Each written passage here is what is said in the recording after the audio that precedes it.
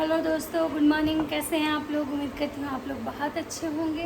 तो मैं प्रिया शर्मा और मैं अपने ब्लॉग में आपका स्वागत करती हूँ। तो दोस्तों, अभी सुबह के बज रहे हैं मतलब 10 और मैं तो सो के जगी थी बहुत पहले ही, लेकिन सुबह सुबह मुझे वो पपीते का रस पीना था खाली पेट में, क्योंकि मुझे डेंगू का जो इन्फेक्शन थोड़ा हुआ है। सुबह सुबह ये पपीते का रस पी और उसके बाद चाय पी, क्योंकि बिना चाय के तो मुझे नहीं बर्दाश्त होता। तो चाय पी, फिर फ्रेश हुई और फिर मैं आज फाइनली नहा वहा के तब खाना बनाने जा रही हूँ, क्योंकि मुझे मेडिसिन खाना था। तो आप देख सकते हैं कि मेरा इतना सारा जो मेडिसिन वगैरह है, तो सुबह एक मेडिसिन खाना था मुझे, तो इसीलिए मैं सबसे पहले मेडिसिन ही खाई हूँ। और मेडिसिन खाने के बाद मतलब तो मेडिसिन खाना था मुझे, तो इसलिए मैं 2 बासी रोटी खा ली हूँ, रात वाली रोटी जिसको बासी रोटी ही कहते हैं। तो 2 रोटी खा ली हूँ, रात की बची हुई थोड़ी सब्जी खा ली हूँ और पहले मेडिसिन खा ली हूँ। और उसके बाद अब मैं खाना बनाने के लिए मतलब जा रही हूँ। तो दाल चढ़ाई हूँ, लेकिन शायद मुझे लग रहा है कि गलती से मतलब मैं दाल में नमक नहीं डाली थी, ऐसा मुझे लग रहा है। तो जिसके कारण से ना दाल का जो ये है वो पूरा ऊपर फेंक रहा है। तो मैं उसको बंद कर दी हूँ और अभी मैं आ गई हूँ भुजिया काटने, ताकि कुछ देर में वो दाल जो उसका प्रेशर है वो निकल जाएगा। तो मैं चेक करूँगी कि दाल में मैं नमक डाली हूँ कि नहीं डाली हूँ, और तब फिर मैं और इधर मैं भुजिया काट लूँगी तब तक। तो फिर भुजिया बनाऊँगी। और तो मैं सोची कि क्यों ना आप लोगों से बातें भी कर लूँ, क्योंकि क्या है कि मुझे ना कल रात में बहुत ज़्यादा प्रॉब्लम हो रहा था। मुझे बहुत मतलब थकान हो रही थी और फीवर तो मुझे 99 से 100 के बीच में ही रह रहा है मतलब, लेकिन बहुत कल टायर्डनेस हो रहा था। मतलब पैर इतना ज़्यादा दर्द कर रहा था, इतना ज़्यादा दर्द कर रहा था कि क्या बताऊँ। यहाँ पे आप देख सकते हैं कि ये बीट रूट और ये सेव और ये बीट रूट सब ला के रखी हूँ। तो आज शाम से खाऊँगी। और पपीते का रस मैं एक बार पी ली हूँ, और अब पपीते का रस जो है मैं दोबारा पीऊँगी। मतलब दोपहर में सोच रही हूँ कि पीऊँ और फिर शाम में पीऊँगी, क्योंकि मुझे बहुत ज़्यादा वीकनेस हो रहा है और मुझे डर भी लगता है। और क्या करूँ, मतलब खुद के लिए खुद ही करना पड़ता है मुझे। कोई जब करने वाला नहीं होता है तो आपको अपना ख्याल खुद ही रखना होता है। तो चलिए कोई नहीं, बाकी आप लोग की दुआएं ब्लेसिंग्स हमारे काम ज़रूर आएगी।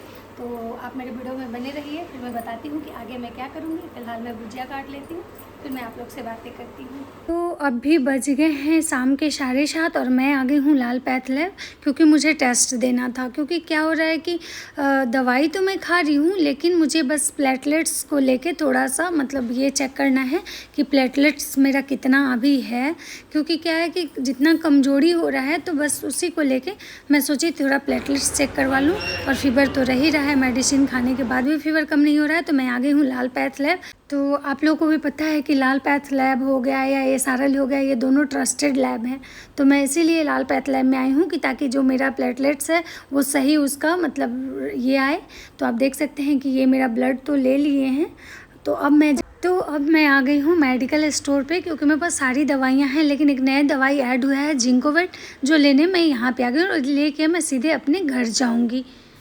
तो फाइनली देख सकते हैं कि रात के बज गए 8 और मैं पहुंच गई हूँ अपने घर पे। और यहाँ पे आप देख सकते हैं कि मेरे पास पिज़्ज़ा का एक बेच है, मतलब मैं पिज़्ज़ा लेके आई हूँ, क्योंकि बउआ ना पिज़्ज़ा खाने के लिए बहुत दिन से बोल रहा था कि पिज़्ज़ा खाना है, पिज़्ज़ा खाना है। तो जब मैं गई थी ब्लड टेस्ट के लिए, उसके बाद मैं इंजेक्शन लेने गई थी। तो जब इंजेक्शन लेने गई, क्योंकि फ़ीवर आ रहा है, तो सब लोग बोला कि आप इंजेक्शन ले लीजिए, इंजेक्शन से जल्दी फ़ीवर रिकवर हो जाएगा। तो वहाँ पे जब मैं गई तो वहाँ पे ना बगल में मतलब पिज़्ज़ा का स्टोर था। तो मुझे लगा कि चलो ले लेते हैं भाई, क्योंकि छोटा बच्चा बहुत दिन से बोल रहा था। क्योंकि क्या है कि मुझे मतलब अभी जब से मतलब दुर्गा पूजा के बाद से तबीयत ख़राब है, तो मुझे बहुत ज़्यादा दूर चलने का जाने का मन नहीं होता है। तो मैं इसको ऐसे ही लोकल में घुमा रही थी दुर्गा पूजा में, इसको सब चीज़ खिला रही थी, लेकिन पिज़्ज़ा नहीं खिलाई थी।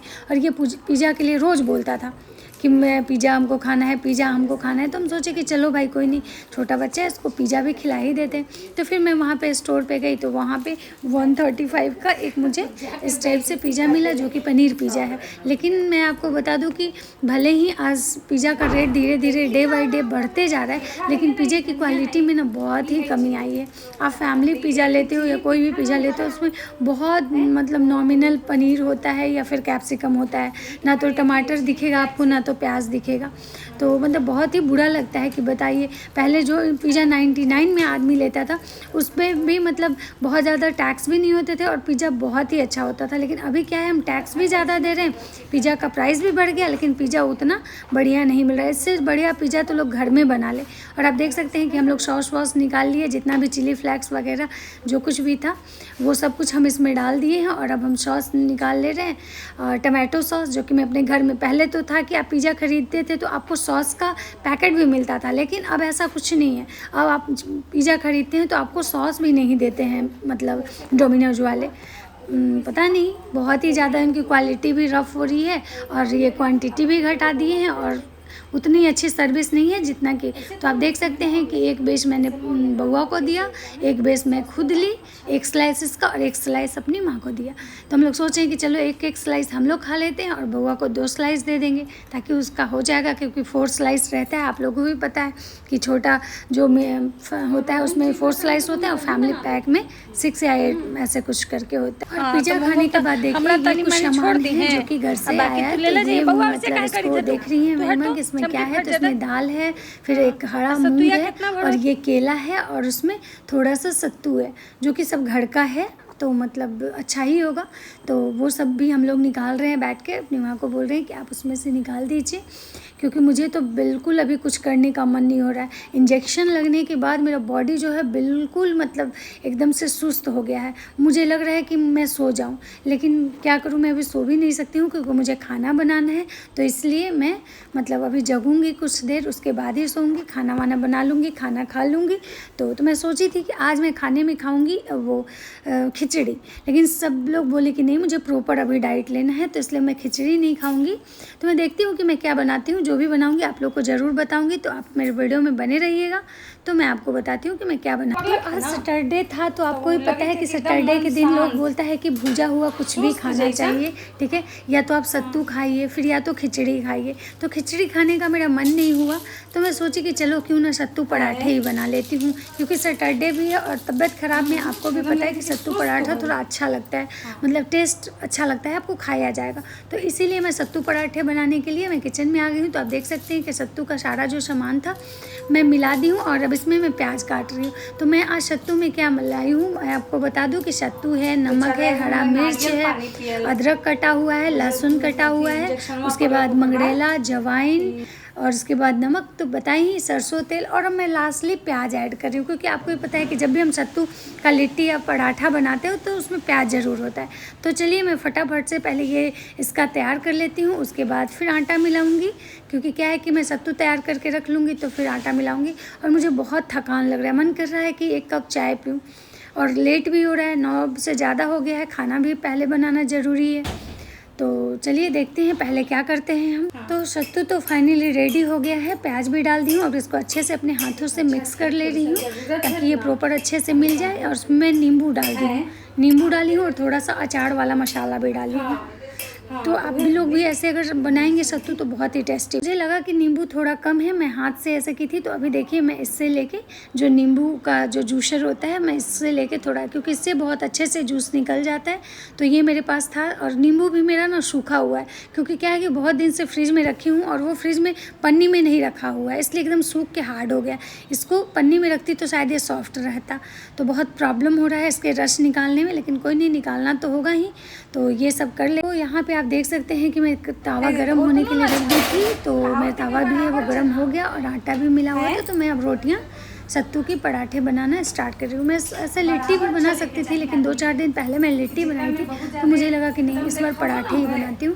तो मैं पराठे बना रही हूँ और उधर मैं स्लैब पे ही रोटी बेलती हूँ, आप लोग को पता है, क्योंकि मैं चौकी बेलना नहीं निकालती हूँ, मुझे स्लैब पे रोटी बनाना अच्छा लगता है, तो मैं स्लैब पे ही बना रही हूँ। तो आप लोग को ऐसे नहीं दिख रहा होगा, लेकिन मैं उधर ही स्लैब पे रोटियाँ बेल रही हूँ। और जैसा कि मैं आप लोग को बता दूँ कि मैं आलू बॉयल करके गई थी डॉक्टर के पास, क्योंकि मुझे लगा था कि आके खिचड़ी ही बना लूँगी, लेकिन आने के बाद क्या हुआ कि मुझे बहुत टायर्डनेस हो रहा है और खिचड़ी खाने का मन नहीं हो रहा।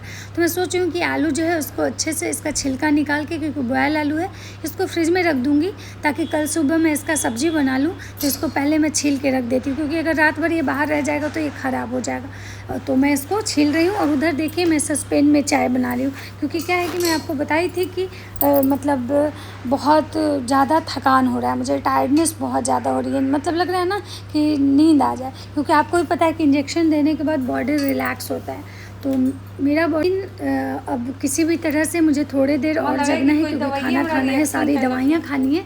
तो मैं इसलिए सोची कि चलो थोड़ा चाय पी लेती हूँ। चाय पीने से आपको भी पता है कि थोड़ा एनर्जी मिलता है। ऐसे चाय तो सब बोलते हैं कि बहुत नुकसान करता है, चाय नहीं पीना चाहिए। ये बात सही है कि चाय में निकोटीन होता है, लेकिन एक बात भी आपको भी पता है कि निकोटीन बॉडी को एक्टिव भी करता है। तो चाय हो, कॉफ़ी हो, जब आप बहुत थके हों, बहुत टायर्डनेस फील कर रहे हो, तो हल्की सी चाय आपको चाहिए। हाँ, ज़्यादा तो कोई चीज़ नुकसान करता है। अगर किसी भी चीज़ को आप आवश्यकता से ज़्यादा यूज़ करते हैं तो आपके लिए और आपके बॉडी के लिए हार्मफुल होता है, लेकिन अगर थोड़ा बहुत चीज़ें यूज़ की जाए तो उतना नुकसान नहीं हो। तो दूध गर्म हो चुका था, तो मैं इसमें चाय पत्ती और चीनी ऐड करूँगी। तो चाय पत्ती मैं छोटे से चम्मच से डालती हूँ, ये प्लास्टिक का चम्मच है, तो मैं इसी से चाय पत्ती डालती हूँ, तो मुझे अंदाज़ा मिल जाता है। तो मेरा चाय भी अब बन रहा है। तो अब इसमें चीनी ऐड करूँगी, क्योंकि तो मेरा हाथ गीला है, तो इसमें ढक्कन से ही डाल देती हूँ। ऐसे मैं चम्मच यूज़ करती या फिर हाथ से भी करती हूँ। चाय पीने के बाद मैं थोड़ा रिलैक्स करूँगी, उसके बाद खाना खाऊँगी। तो चलिए इस ब्लॉग को अब यहीं ख़त्म करते हैं, मिलते हैं आप लोग से अगले ब्लॉग में। तब तक राधे।